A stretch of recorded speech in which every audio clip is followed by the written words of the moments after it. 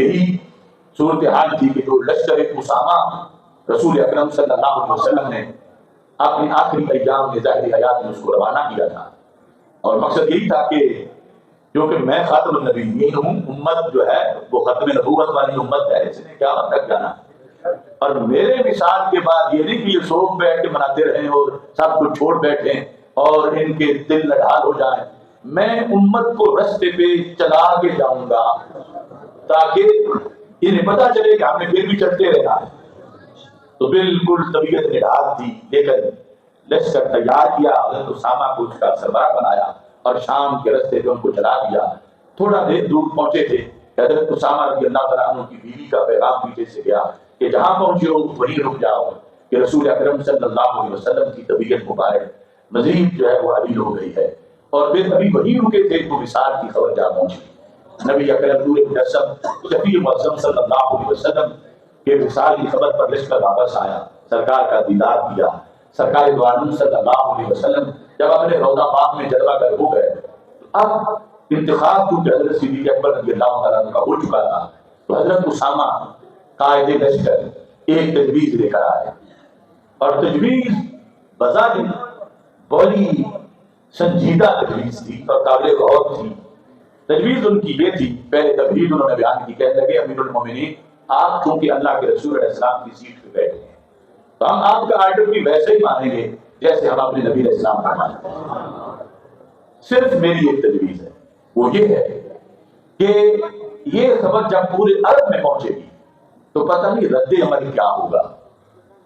رد عمل اگر سخت ہوا، جن لوگوں کو ہم نے جہاد میں مارا ہوا ہے یا مختلف قسم کے مرتدین، تو وہ حملہ مدینہ منورہ پہ کریں گے،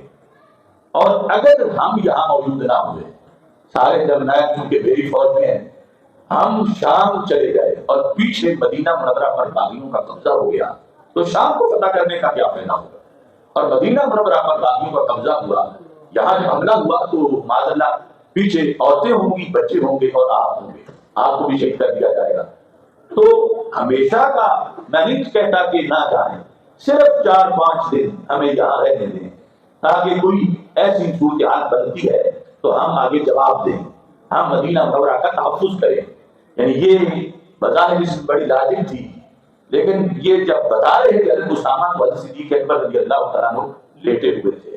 اور بڑی مشکل سے یہ بات سنی، چہرے کا رنگ سرخ ہو گیا، اٹھ کے بیٹھ گئے، فرمایا اسامہ میں تجھے اور تمہارے لشکر کو ایک رات بھی مدینہ منورہ میں نہیں رہنے دوں گا، تجھے ابھی نکلنا ہوگا یہاں سے۔ کیوں؟ فرمایا واللہ لأن تقتل الطیر احب الیک من ان ابدا بعمل قبل عمل رسول اللہ صلی اللہ علیہ وسلم، خدا کی قسم ہے تم سارے چلے جاؤ، مدینہ خالی ہو جائے، دشمن حملہ کریں، مجھے شہید کر دیں، مجھے کفن دینے والا کوئی نہ ہو، مجھے دفن کرنے والا کوئی نہ ہو، میرے بدن سے کبے بوٹیاں نوچ کے لے جائیں، مجھے یہ تو پسند ہے،